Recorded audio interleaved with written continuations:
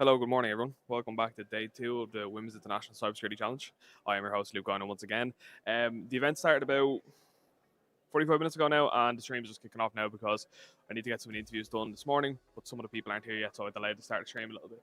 We've missed out on two 1v1s this morning already. I think it was Canada and the UK, and then it was Oceania and I think Asia or the Latin America team. So we'll catch up on those in a little bit. I need to get Killian or Dean to come down and help with the 1v1s, the same as yesterday, just for the commentary side of the house, because these lads obviously create the challenges. But anyways, the leaderboard has not been updated yet this morning to factor in yesterday's points, so we're waiting for that to be updated at about 10 o'clock. So I'll come back with an update at 10 o'clock. I will throw the map up on screen in about 2 minutes so you can see where the players are currently at, see what bonus challenges are currently available, and see exactly what teams in the lead like this morning in the current state that we're playing in. There will be some slight changes to the leaderboard, obviously, though, when that does get updated with the points from yesterday, including yesterday's overall challenge points, including the hardware and all the digital challenges as well. Then, but yeah, enjoy the day. I'll be back with a couple of interviews in a while when the people start arriving to the event, and I will see you throughout the day. Enjoy the event.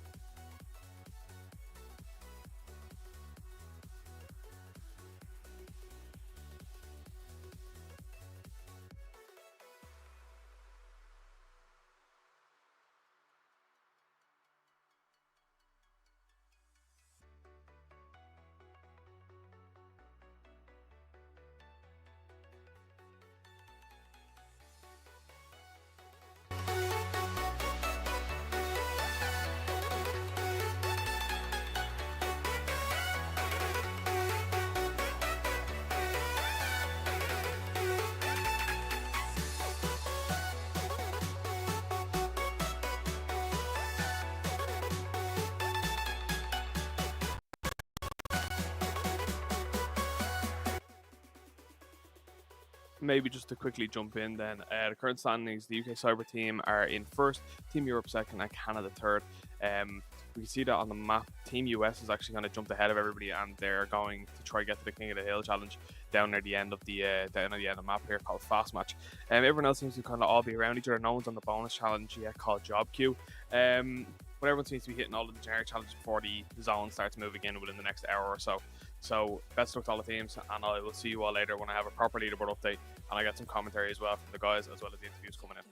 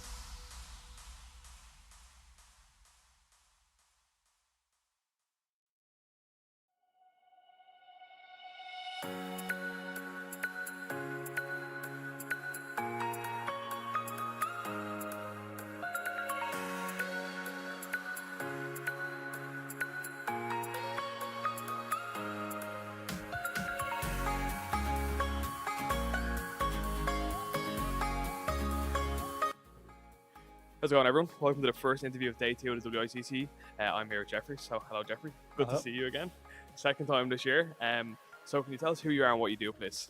Well, my name is Jeffrey Rowe. I'm here with Tog Hackerspace, and we are really inspired to support such a great event today. I guess it's a little bit different than the normal 0 days. Usually we do the lock picking and stuff like that, but this time we're taking it a bit further in terms of diving into a bit of hardware. Okay. And in terms of the hardware challenges, what exactly have you created, or without spoiling too much of it?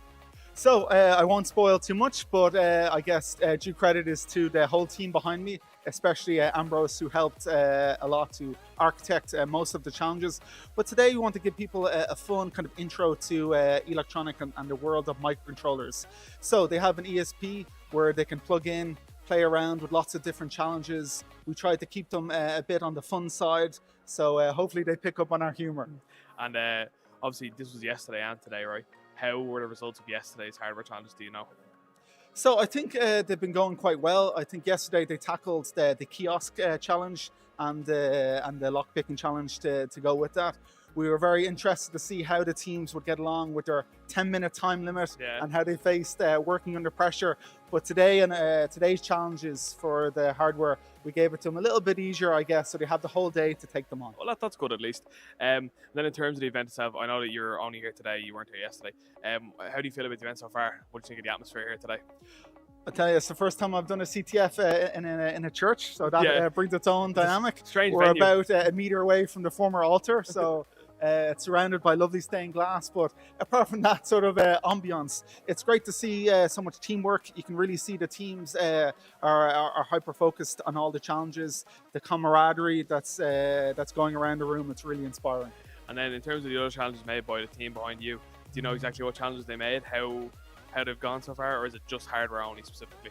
So the challenges that we have are all on the hardware board itself, but a lot of them can be solved, have to be solved with software. Some of them are optical illusions that you have to try and solve either through closing or opening an eye, but we'll let the teams figure out those elements. So we went for a mix of hardware challenges in terms of looking at the hardware, taking what sort of sensors are on the board itself, then to a mixture of scripting. How will I talk to this hardware? It has limited in terms of speed that you can talk to. What unique features are on the board? So we want people to explore the world of microcontrollers and hopefully be inspired after doing the challenges. Well, fingers crossed they get to do it, because I know that they're not allowed to see the stream at the minute. So that's one of the bans for this event. They're not allowed to watch the stream at all. So if teams haven't done it so far, I hope you do get a chance to do it. And if you watch back on this, best of luck with the challenges.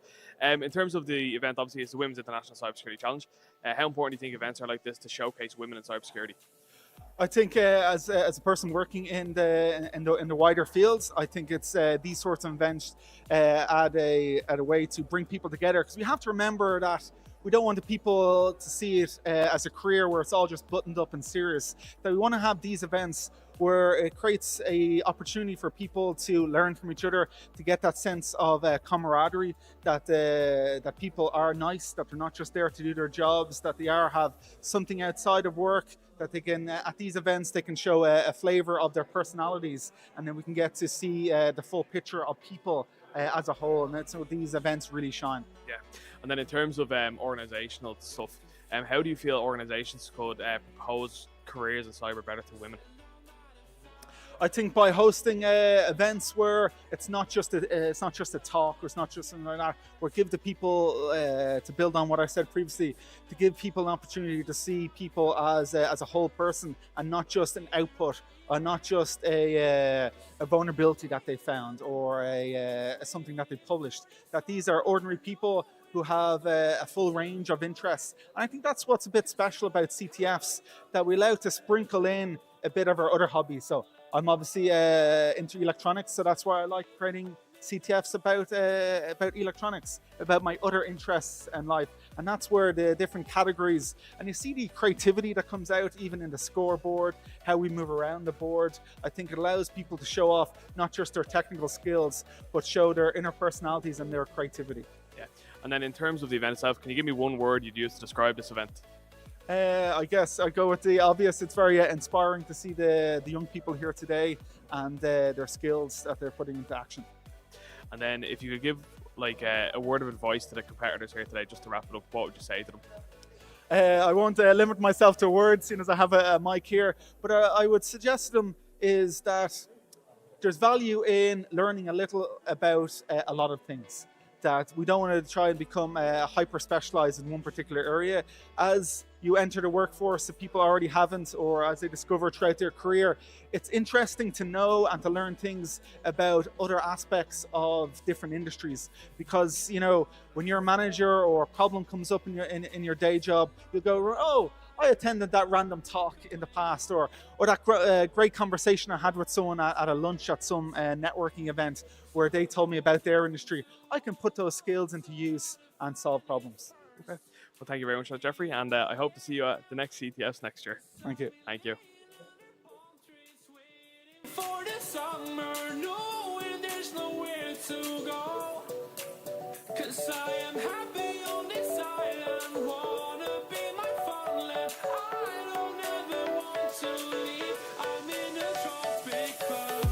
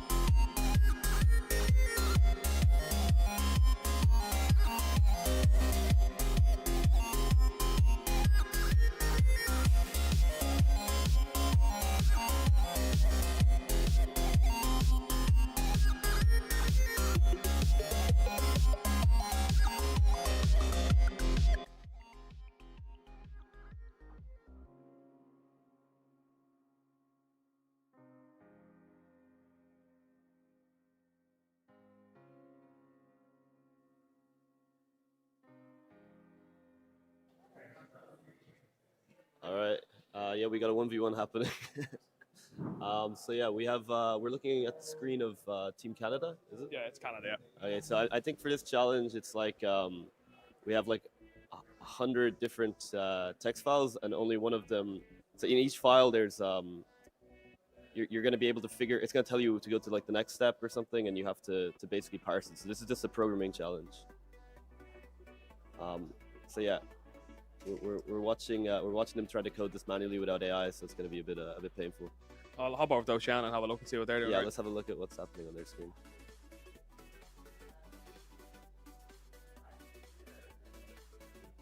Okay, they're just looking at Discord. Let's hop into your channel.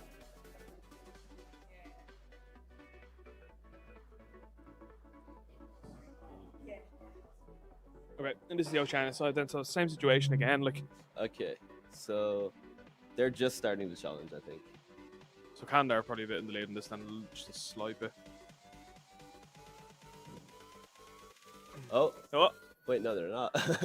It looks like they have almost have the full flag. at least they can't see this, because imagine if the other teams could see this right now, they'd all just be getting Yeah, the flag so for free. the other teams are not allowed to look at the live stream for this reason. But yeah, it looks so. I think the issue here is that they don't know the case, the exact case. So I think they probably have a slight bug in their approach. Do you know what it is? No, I did not write this challenge, so I actually right. I actually don't really know what this one is. I think it was written by Dean, or maybe yeah, we can get Dean up. And We can get Dean ask up, him yeah. What the solution is. Yeah, it's a 1v1, yeah. We're gonna get Dean up here because Dean wrote this challenge, so we'll get him to do some expert commentary from the creator of the challenge and stuff. We'll hop back over to Canada, have a look, see what they're doing real quick. Yeah, let's Or take a wait for look. Dean to come up.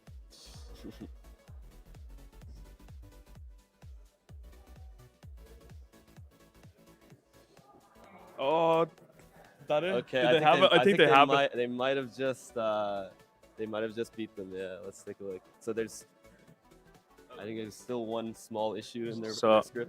Do you know Which what the challenge? challenge is? Which one is this one? So it's changeling.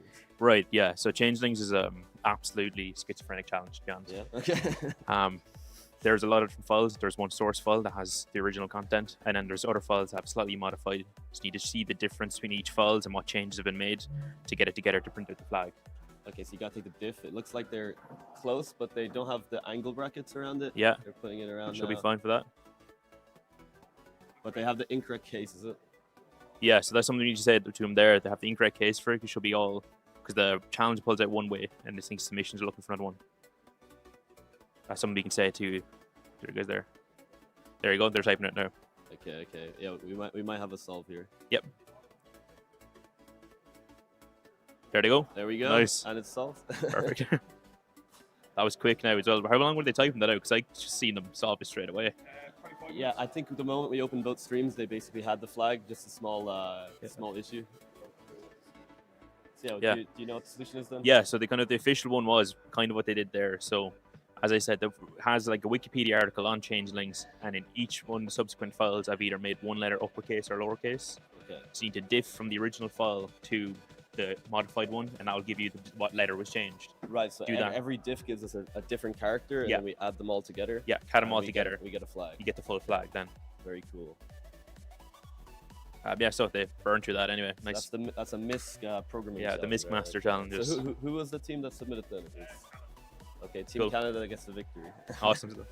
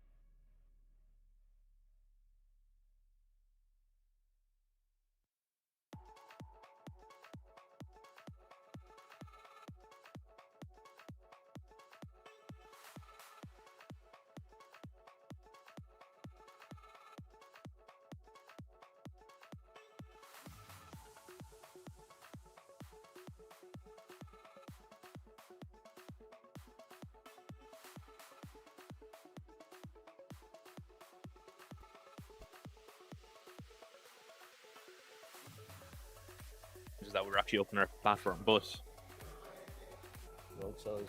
Oh wait, no, this is a web challenge. okay. Oh, All right. Okay. So yeah, we have a 1v1 against with Team UK against Team Canada. Yeah. So the challenge looks to be a pretty basic web application challenge. yeah. I'm they gonna have pull to, They have to render the flag. I'm gonna pull up one of our write-ups there for it to see what the official solution. Mm-hmm. Yeah. Okay. So this is gonna be pretty short. Okay, so it's doing render template string in Flask, which is a server-side template injection vulnerability. I'm not familiar with the actual challenge solution, but I assume they're just gonna put a template inside. Yeah. And then it should render, and they should be able to get a shell on the application. Yeah. So So this person doesn't have Flask installed, which is crazy. kind of needed for this. So, maybe we Okay. can take a look at the other team's screen. Yeah. See what They're progress just kind of getting making. set up for the challenge. Let's see what other team are doing. So that was Team UK. We're gonna have a look at Team Canada now. So All right, Team Canada are digging into yeah, it now. It so seems they have. they have the server running anyway, and they're reading out. Sorry, oh, geez, they might have the solver already. They have already solved it. That was Okay, so quick. Wow. Yeah, maybe we can quickly see what their solution Yeah, yeah. was. No. Oh, they just pulled the secret key out and use that then to get the flag through and Very nice. debug. Okay, yeah. So I think that was a template injection vulnerability, right? Yeah, that was so fast. Yeah. Okay. Unfortunately we didn't get to see them solve it, and I think Team UK was only getting started by the time yeah, Canada flagged it. yeah, Yeah. that was just great. Yeah. So what would have been the actual solution to this? Oh, then in the end, I don't not know this sure? challenge, so I'm guessing, but I think because it was render template string, you should be able to just copy a Flask SSTI payload and just paste it in. and just So yeah, if you find it online, it should be pretty quick. fair. And that'll Yeah. just give you a shell, and you can probably cap the flag. So that's kind of the one where you just need to have the knowledge about Flask and STI, and it's just Yeah, simple. well, once you see render template string in a CTF challenge, it's normally yeah, yeah, it's normally just gonna straight be to that, it. so, Yeah. Okay, cool. Yeah. See if you do a new one. Hopefully, we'll get some. Already. So there is Ukraine against Asia, but I don't know if they're Check the they're stream. live streaming it.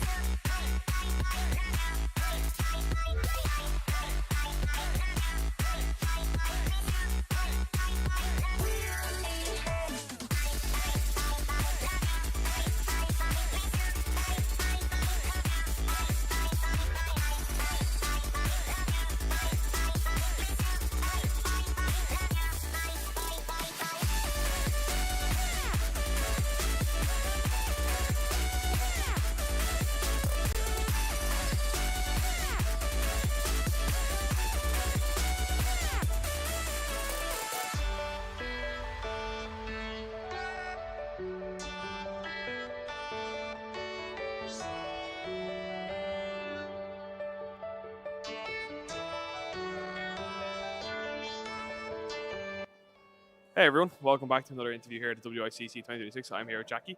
Very nice to meet you, Jackie. Nice to meet you too.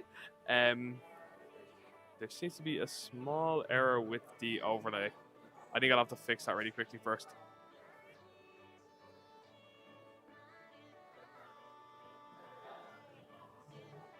Good, we're good to go.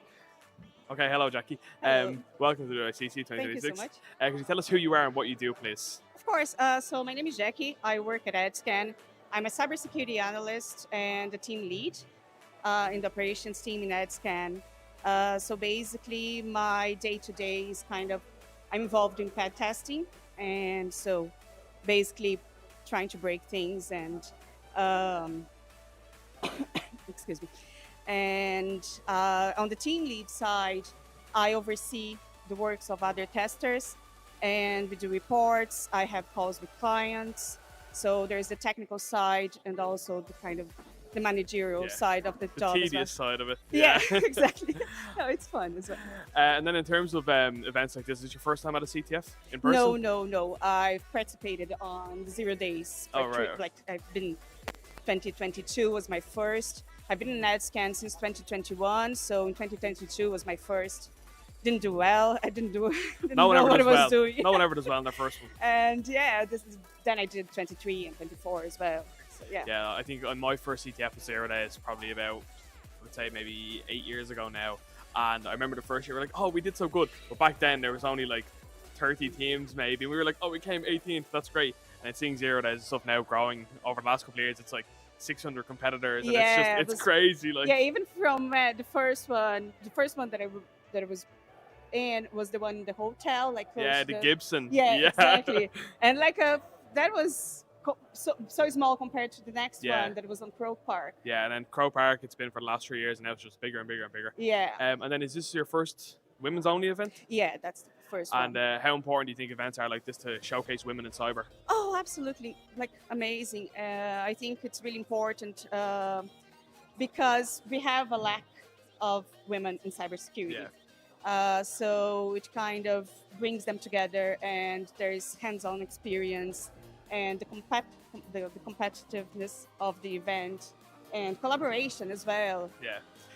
So like I know for myself as well, being in the industry, that females are not represented enough in cyber across the board. There's not a lot of women representation. Like I've worked in multinationals, I've worked in public sector, and the women aren't represented properly in cyber like at all. How do you think organizations could propose careers in cyber to women better?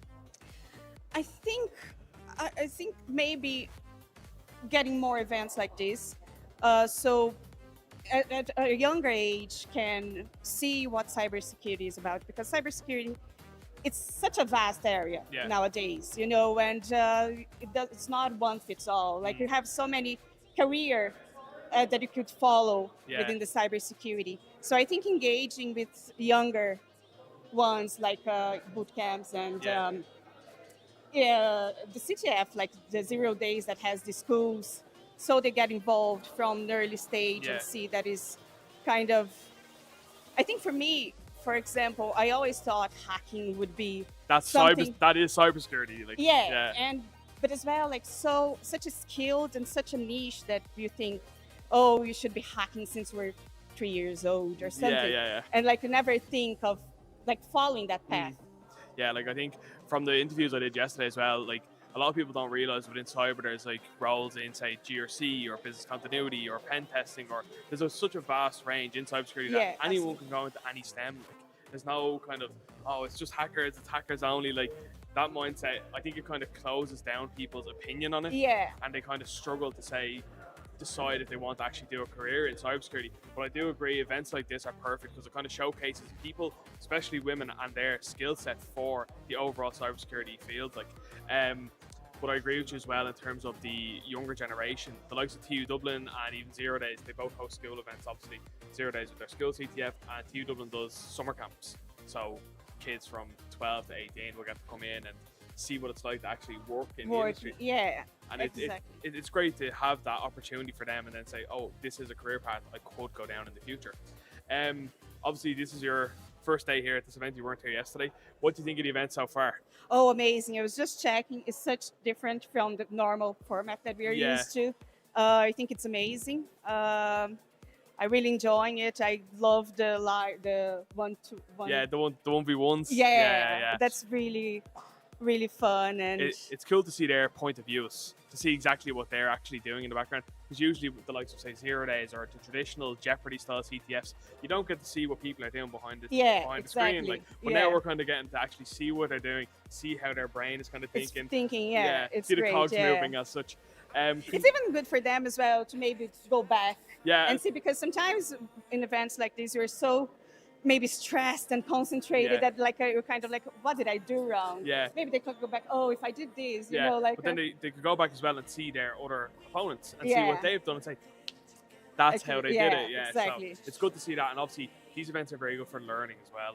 Absolutely, yeah. Because if you can't get it, someone here definitely will get it, and if they don't get it, the creators of the actual challenges themselves will show you the solutions. For example, when Dean and Killian were here a few minutes ago, they gave the solution because they knew what it was. Yeah. So it's good for them to see that. Can you give me one word you'd use to describe this event? Oh, I think it's innovative. Yeah. Just the way it's been played, and the map is awesome. So. Would you like to compete in something like this yourself? Oh, absolutely. Yeah. I said that as well yesterday. I haven't done a CTF myself in a couple of years, and I'm used to the traditional Zero Day style, nothing else really. And I see this, and I'm like, this is game changing. Yeah, it is. It is. It's very interesting. I still not fully get it. How it. Do you want me to explain it? Yeah, of course. So basically, what happens is on the edge of by the way, for the people who are looking at the stream right now, on the edge of the map, we're looking at obviously the red zone here. So that red zone is kind of like a killer zone. So every time a team is caught in that zone, they'll lose points. So if you just zoom in on the map there, please, all the kind of solid, it's like stone structures, the castles and stuff, they're solid challenges. So they can keep going to those challenges in and throughout the day and multiple times through the day to see exactly what challenge is available at that time. So they can go back and forth to them as much as they want, okay? There's also bonus challenges that appear throughout the day. So for example, the yellow question marks, the Mario boxes here, they're just bonus challenges, and they appear every 30 minutes. So they'll be there for 30 minutes, and after 30 minutes are gone, they can't go back to it. Okay, so what we're seeing is a lot of people are going back and forward into the red zone, because for some of the challenges, the bonus ones will go in the red zone. So they run back out, they go back. and they sacrifice their points to then get more points from the bonus challenge. And the red area, does it expand? Yeah, it goes the whole way. So okay. by the end of the day, the entire map will be covered. This thing here is also a King of the Hill challenge. So say, for example, all 8 teams could challenge us at once if they wanted to, and it's whoever comes out on top. Okay, Yeah. cool. So it's pretty cool. Teams can also then 1v1 each other. So if people are in a proximity range with each other, they can walk up to their team and say, oh, I want to 1v1 you. But the teams can't see this. Okay, so what they see is they can see the map, but they can only see them. They don't see the opponents. No, and the rest of it's kind of blurry. So say, for example, they can see 10 feet in front of them, 10 feet around them in the diameter, but they can't see any of the rest of the map. So they can only stumble across the challenge or stumble across another team. Oh, okay. So it's pretty cool. Yeah. It's quite hard to think about, but what happens is the map it's fully regenerative. So if you go out the top, you'll pop out at the bottom, and you won't know where you are. Okay. It's pretty cool. It's pretty cool. And then just to maybe wrap it up, would you be able to give me kind of just a final statement, then a bit of advice to teams or advice to maybe women who are looking to get into cyber? Well, I think first of all, congratulations to them all to be participating in an event like this. It's a huge step, I think, and just keep doing what they're doing, do challenges, and have fun. Yeah. Doing it. And if anyone ever has any questions about careers or anything in cyber, come to one of these events so you can network with Yeah, people, find out more exactly. about careers in cyber, and just ask one of us. Most people here are industry professionals at this stage, so we all know what we're talking about. So just come up and talk to us and see what we're thinking and give you some advice. Well, thank you very much for that, Jackie. Thank you so much. I really appreciate it. Bye bye.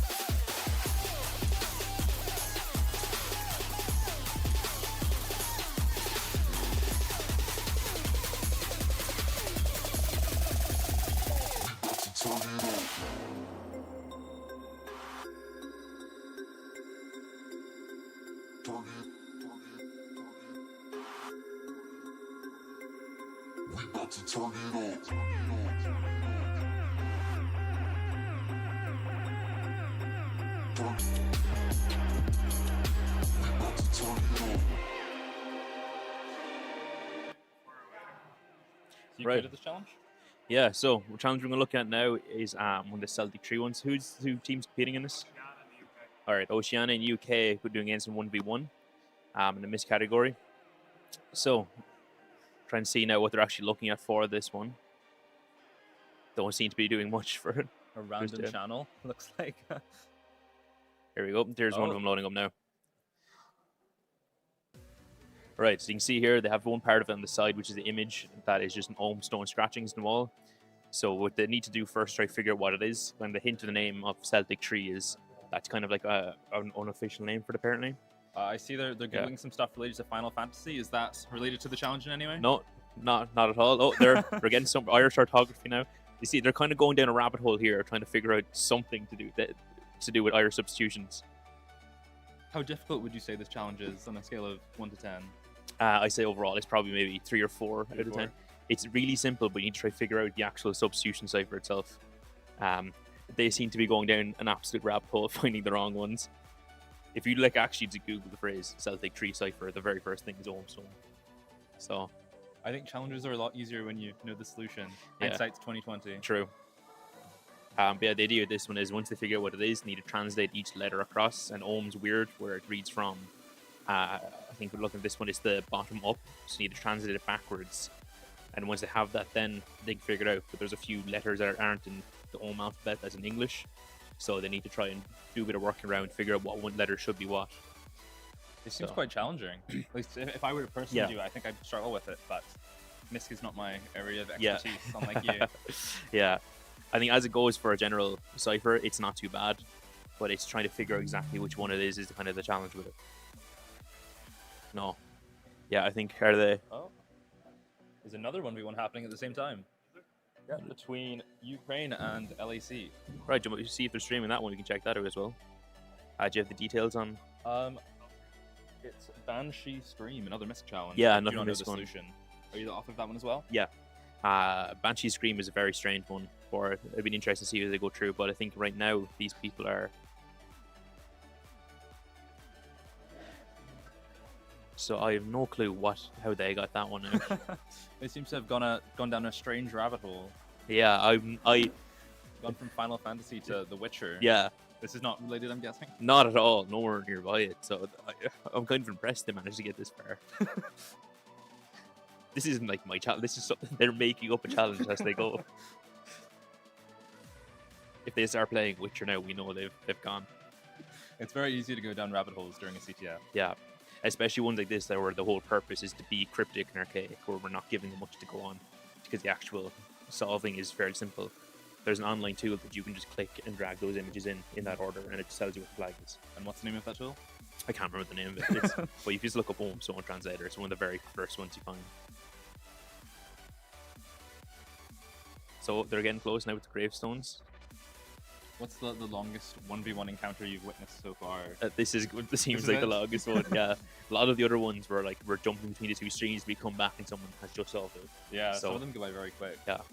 But this now, they seem to be going down the right track now, figuring out that it's on the gravestone carvings. They're getting the right idea of what this type of cipher is. And so, what are they actually typing there? So is this I think this is the UK team we're watching? Yeah, so they have most of it written out now. Yeah, so this is the part where I said that they could struggle with, where Homestone has letters that are missing that aren't in English. And it also has a few things changed. So, right now, they have a good chunk of the flag there, but they're missing a few parts because they didn't translate it right. So, it seems like they're working on that now to try and figure out what it should be.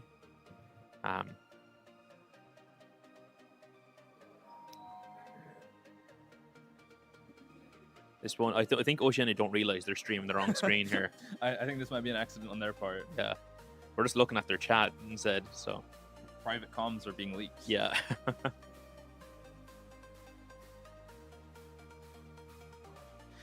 All right, Irish ornithology.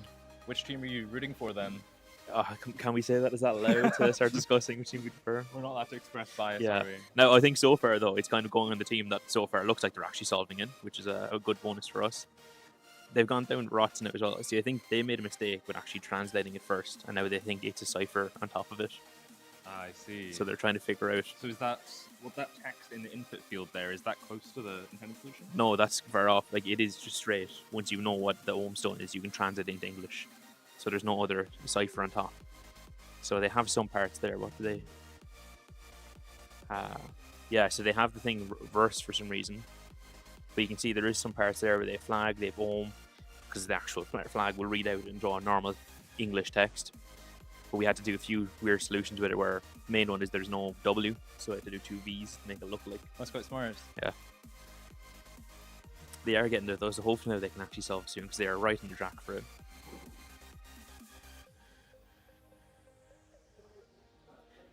I think I'm trying to look back now. Yeah, I can see other players there from their screens that aren't sharing. Yep, there we go. They pulled up the home alphabet. Nice. Now That's they're good on progress. Yeah, they're on the track now. Here they go. So you can see that's the alphabet solution. Is you see some of them have two letters. So I've used a few of these ones here. But what they need to do next is which of the two letters makes more sense in this sentence. So is the resultant flag? Is it like a sentence, or Yeah. like what are they actually looking for here? Yeah, so without trying to say the flag in case anyone can overhear from us there, but the sentence itself will read out a normal English sentence and it's something you can instantly understand, and that's kind of the point with it. So there's two parts here where you can see V and F the same. So I said I did two V's instead of a W, but there's flag is in the answer as well, so you need to, they're all three of those letters are the exact same, so you need to look at all of them and go, which one is which here? I see. So it's not just blindly looking at the image and Yeah. picking the letter. You have to kind of think about it. Yeah, you have to look at it Interesting. and think, okay, which one makes actual sense here. The other one with this one is depending on the case they do, it might change because some people do it all over, some do it all lower, and I think we just have just lowercase because that's the exact image I used to make it as well. So Wow, so they got really lucky then. yeah, Good they're progress. right onto it. Like, well, I know, look, 'cause I kind of just googled home alphabet, the first result. What like- was the inspiration behind the challenge? How did you discover this alphabet? Do you use this in your day job? Oh yeah, constantly. I actually first wrote in home language, and yeah, I'm actually 1,000 years old. Wow, very So, impressive. yeah. But yeah, no, I was onto something. Obviously, we're all doing the myths and legends, kind of Irish mythology stuff. And so I thought a good Irish challenge that is kind of stego and coding would be home alphabet. So we have that one printed out for it, just because it's going to be something that's very related to Ireland. But some people probably don't know about it or never heard of it, so that's kind of the obscure factor. Yeah, it's interesting. I certainly haven't heard of it. They got it. But apparently, Team Oceania might have gotten it there. Other Oh, teams still nice. working on it. Yeah, You it check seems to me Oceania's stream there. Look. They're still working away, even though it's been solved. Yeah. Oh, they are solving it though. They're very close. Carved in Homestone. Yep, they have the full flag there. Oh, that's heartbreaking. That is it. But I think Oceania have beaten them. Yes, by a mere half a minute. Devastating. Yeah. It's still the other stream, yeah. Put up the map there as they say that they're done.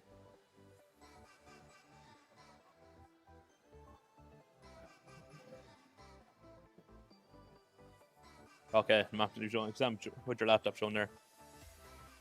1v1 over. It is indeed. All right. So Don't know how Oceania else are to- victors. yeah. Despite not seeing the screen, I think you can see some parts of the solution anyway from Team UK. Maybe that was their good strategy. Throw us off. Can't see what they're actually doing, yeah, and they solved it. Right, go.